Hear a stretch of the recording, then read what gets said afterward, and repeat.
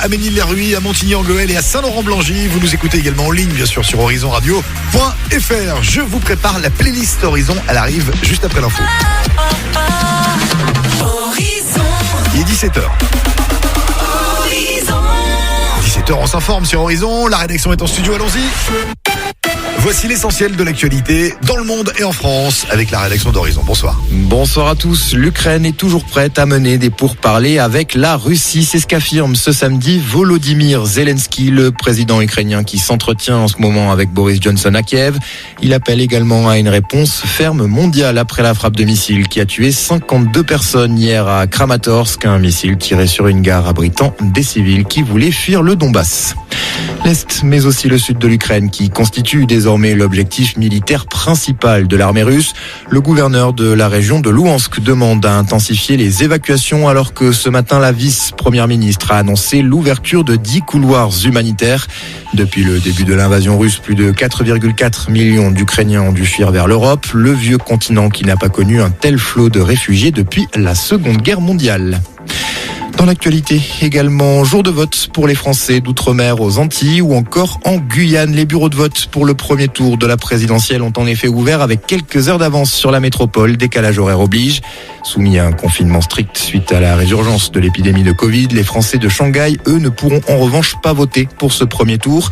En France métropolitaine, l'ouverture du vote, c'est demain matin à 8h. Aucun pass sanitaire vaccinal ou certificat de test ne vous sera demandé dans votre bureau. Le port du masque reste facultatif, mais recommandé pour les personnes les plus fragiles et celles ayant des symptômes du Covid-19. Des masques chirurgicaux et du gel hydroalcoolique seront mis à disposition. À la veille de ce premier tour, se sont mobilisés partout en France plus de 80 marches pour le futur organisées aux 4 coins de l'Hexagone ce samedi. Objectif défendre l'urgence climatique, mais aussi la justice, l'égalité et la paix. Des rassemblements se sont déroulés à Toulouse, à Bordeaux ou encore à Paris. Et puis un mot de rugby, La Rochelle s'impose 31-13 sur la pelouse de Bordeaux-Bègles en match aller des 8e de finale de Coupe d'Europe. Le Stade Toulousain reçoit en ce moment l'Ulster. Enfin, le Stade Français affronte tout à l'heure le Racing. Coup d'envoi à 18h30. Très bonne fin de journée à tous. Merci beaucoup. Le prochain rendez-vous avec l'actualité sur Horizon, c'est tout à l'heure lorsqu'il sera 18h sur Horizon. Les bons moments. Allons-y pour la playlist Horizon. Le classement de vos 20 titres préférés. C'est la playlist Horizon. C'est la playlist Horizon. J'ai eu, il n'y a pas très longtemps, je vous le dis, le nouveau classement de la playlist Horizon qui m'a été confié par Maîtresse Recrus, notre huissier de justice, avec 3 sorties cette semaine.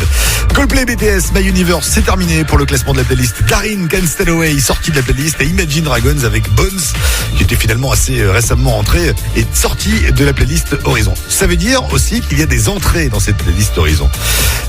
On a des entrées qui vont arriver très vite, puisque le 20e, c'est Jérémy Frérot qui perd 5 places cette semaine avec À la vie quand même. Entrée de Léonie avec Remedy qui se retrouve en 19e position, et Imagine Dragons avec Enemy se retrouve en 18e position. Il perd également cette semaine 5 places dans le classement de la playlist Horizon qui commence maintenant. Numéro 20.